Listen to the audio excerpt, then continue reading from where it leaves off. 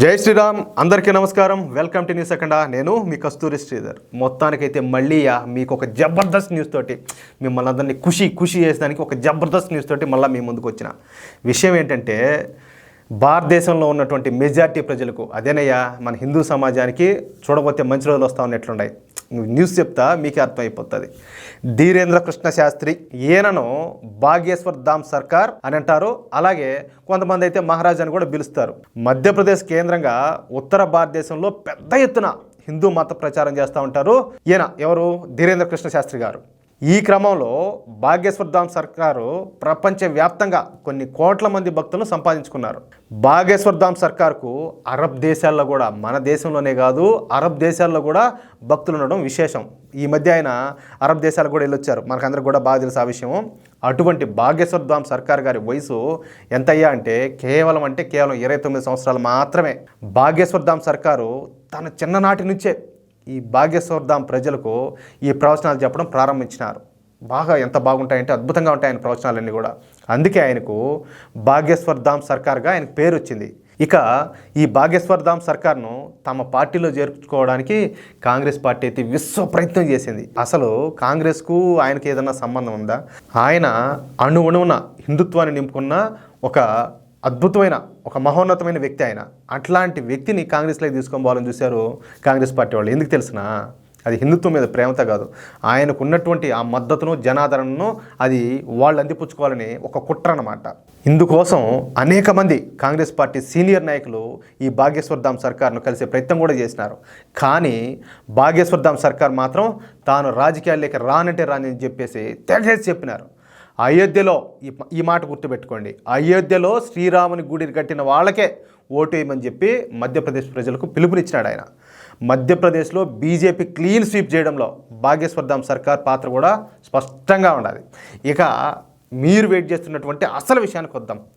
ఉత్తరప్రదేశ్ అలాగే ఉత్తరాఖండ్ రాష్ట్రాలలో కన్వర్ యాత్ర, అదేనయ్యా మనం అనుకుండే కావడ యాత్ర, ఇది జరుగుతూ ఉండడంతో అక్కడ ప్రభుత్వాలు ఏంటంటే మన కన్వర్ యాత్ర నిర్వహించే మార్గాలలో వ్యాపారం చేసే వ్యాపారులు తప్పనిసరిగా తమ దుకాణం పేరును, అలాగే ఓనర్ పేరును, అలాగే ఆ లైసెన్స్ను పెద్ద పెద్ద అక్షరాలతో బోర్డు మీద రాసించాలని చెప్పేసి ఉత్తరప్రదేశ్ అలాగే ఉత్తరాఖండ్ రాష్ట్రాల్లోని బీజేపీ ప్రభుత్వాలు ఆదేశాలు జారీ చేసిన సంగతి మనకందరికీ కూడా తెలిసిందే. దీంతో ఈ విషయంలో సూడో సెక్యులర్లు ఉంటారు కదా, స్పష్టంగా వాళ్ళు మన దేశ వ్యతిరేకులు. ఈ దేశంలో ఉన్నటువంటి మెజార్టీ ప్రజల వ్యతిరేకులు ఎవరంటే ఈ సూడో సెక్యులర్లే. వాళ్ళు ఒక్కసారిగా విరుచుకుపడిపోయినారు. భారతీయ జనతా పార్టీను అలాగే యోగి ఆదిత్యనాథ్లను నోటికొచ్చినట్లు విమర్శించడం ప్రారంభించారు. యోగి ఆదిత్యనాథ్కు మానవత్వం లేదని చెప్పేసి వాగటం ప్రారంభించారు. మనుషులా వీళ్ళు అసలు?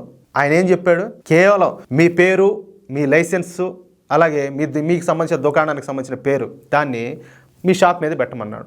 అసలు భారత్లో కాదు కదా, అరబ్ దేశాల్లో కూడా ఎలా ఉంటుందంటే అలాగే ఉంటుంది. వాళ్ళ పేర్లు, వాళ్ళకి సంబంధించిన లైసెన్సులు అవే ఉంటాయి, అవే చూపిస్తారు. కానీ లేనిపోని పేర్లన్నీ వాళ్ళు పెట్టుకోరే, వాళ్ళకి సంబంధించిన పేర్లే పెట్టుకుంటారు. అరబ్ దేశాల్లోనే ఉంది ఈ కల్చరు. ఈ చట్టం అనేది అరబ్ దేశాల్లోనే ఉండదు, ఒక భారతదేశంలో కాదు కదా.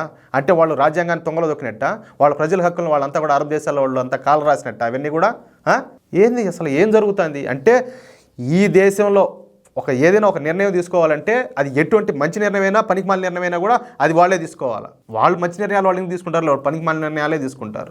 కానీ భారతీయ జనతా పార్టీ ఏదైనా ఒక నిర్ణయం తీసుకుందంటే అది ఖచ్చితంగా వ్యతిరేకిస్తారు. కానీ మన గతంలో కూడా మాట్లాడుకున్నాం, మన్మోహన్ సింగ్ హయాంలోనే ఈ చట్టాన్ని తీసుకొచ్చారు. కానీ ఏంటంటే ఇక్కడ ఉన్నటువంటి ప్రభుత్వాలు దాన్ని ఇంప్లిమెంట్ చేయాలి, ఆ చట్టాన్ని. ఇప్పుడు ఆయన చేస్తూ ఉన్నారు, దాంట్లో తప్పేంటి? అయితే ఇదే సమయంలో బాగేశ్వర్ ధామ్ సర్కార్ రంగంలో దిగినారు. చూడండి, మజా వస్తుంది. నిజానికి బాగేశ్వర్ ధామ్ సర్కార్ ఆశ్రమము ఈ బాగేశ్వర్ ధామ్లో ఉండాలి. ఈ బాగేశ్వర్ ధామ్ సర్కార్ ఆశ్రమము ఈ బాగేశ్వర్ ధామ్లో ఉండడంతో ఈ ప్రాంతంలో వందల సంఖ్యలో దుకాణాలు అయితే ఏర్పడినాయి. మీరు చూసారో లేదో, ఆయన ప్రవచనాలు వినడానికి వేలాది మంది, లక్షలాది మంది వస్తూ ఉంటారు. అసలు కిక్కిరిసిపోతారు జనం. ఇంకా దాన్ని బట్టి అర్థం చేసుకోండి, అక్కడ వ్యాపార సముదాయాలు కూడా ఏ స్థాయిలో వెలిసి ఉంటాయో మనం అర్థం చేసుకోవచ్చు. అంటే వ్యాపారం కూడా అక్కడ ప్రతిరోజు నిత్యం లక్షల రూపాయల్లో జరిగినా కూడా, పెద్ద లక్షల్లో కాదు కోట్లలో జరిగినా కూడా ఆశ్చర్యం లేదు. అంత భారీ సంఖ్యలో వస్తారు అక్కడికి జనం. ప్రతిరోజు కూడా ఇలా వేలాదిగా, లక్షలాదిగా ఈ బాగేశ్వర్ ధామ్ ప్రాంతానికి ఈ భక్తులంతా కూడా వస్తూ ఉండడంతో అదొక పుణ్యక్షేత్రంగా మారిపోయింది. దీంతో ఇక్కడ వందలాది షాపులు కూడా వెలిసినాయి. ఇక నిన్న బాగేశ్వర్ ధామ్ సర్కార్ మాట్లాడుతూ ఆయన ఒక మాట చెప్పాడు. అదేంటి అంటే, రేపటి నుండే బాగేశ్వర్ ధామ్లో అన్ని షాపులపై షాపు ఓనర్ల పేర్లను అలాగే వాళ్ళ షాపుల పేర్లను షాపుల మీద ఉండే నేమ్ ప్లేట్ మీద రాసి ఉంచండి.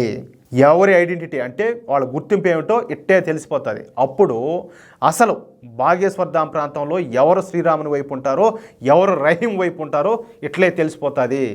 లక్షల మంది భక్తులు భక్తి శ్రద్ధలతో బాగేశ్వర్ ధామ్కి వస్తారు కనుక వారిని ఎవ్వరు కూడా మోసం చేయడానికి వీల్లేదు. వాళ్ళ విశ్వాసాలను మనం గౌరవించాలి. కాబట్టి బాగేశ్వర్ ధామ్లో ఉన్న వ్యాపారస్తులంతా తమ తమ షాపులపై తమ పేర్లను షాపు పేర్లను రాసి ఉంచమని చెప్పేసి బాగేశ్వర్ ధామ్ సర్కార్ సూచించారు. తద్వారా బాగేశ్వర్ ధామ్ సర్కార్ నేరుగా యోగి ఆదిత్యనాథ్ గారికి సపోర్ట్ చేసినట్టయింది. అసలు యోగి ఆదిత్యనాథ్ గారికి సపోర్ట్ చేయడానికే బాగేశ్వర్ ధామ్ సర్కార్ గారు ఈ నిర్ణయం తీసుకున్నట్టు మనకు స్పష్టంగా తెలుస్తోంది. ఇక ఇక్కడ అనగా బాగేశ్వర్ ధామ్ సర్కార్ చెప్పిందే వేదం కావడంతో ఈ న్యూస్ మన న్యూస్ అఖండాలో వచ్చే సమయానికి ఈ బాగేశ్వర్ ధామ్లోని షాపులన్నీ కూడా తమ తమ పేర్లతో కూడిన బోర్డులతో కళకళలాడుతూ ఉంటాయి. దీంట్లో అయితే అనుమానమే లే, ఎందుకంటే అలా ఉంటుంది అక్కడ పొజిషను, ఆ సిచ్యువేషను నెక్స్ట్ లెవెల్లో ఉంటుంది. ఆయన మాట్లాడే మాట తీరు కావచ్చు, ఆయన ప్రవచనాలు కావచ్చు, ఆయన చెప్పేది ఎట్లుంటాయంటే ప్రవచనాలు అంత అద్భుతంగా ఉంటాయి.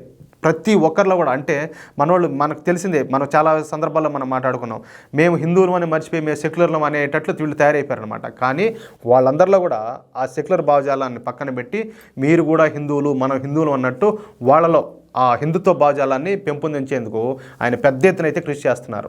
ఎట్లుంది న్యూస్ అదిరిపోలా?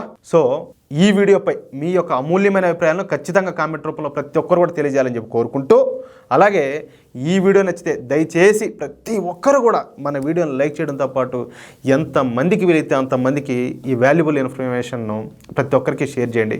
మన జాతీయవాద మిత్రులకు అలాగే మనకు సంబంధించిన గ్రూపులోను ప్రతి ఒక్క చోట మన వీడియో షేర్ కావాలి ప్లీజ్.